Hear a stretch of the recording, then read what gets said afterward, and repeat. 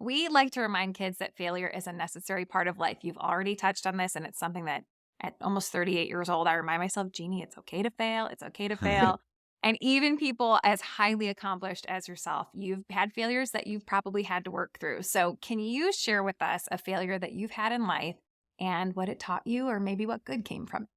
Yeah. So I think one of the things, just talk about academically, I think comes to mind is, Tom, we went to a big university, right? And that was a change, and in one of my courses I took, I'll never forget, I took a biology course and there was about 500 students in class. And I remember I got my first exam back and it was like a D or an F, and I'd never gotten that before. And I was kind of shocked and I was worried that, oh my, am I going to be able to pass the class? What's going Mhm. on? And, this is back in the day. There was no cell phones. There was no email to email. You had to go to the instructor during office hours. And so I did, and I went to the office hours and I asked the instructor, what can I do? And the instructor gave me helpful feedback.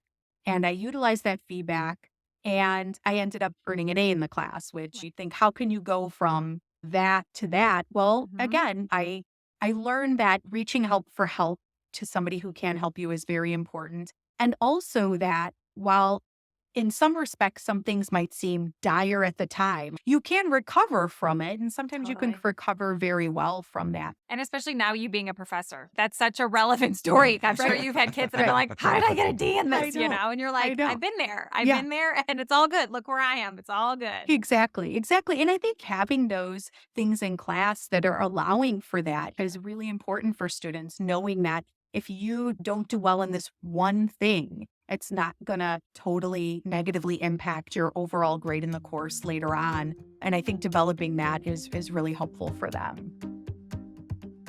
The Raising Resilient Kids podcast is produced, hosted, and edited by sister brother team Jeannie and Tom Klashevitz.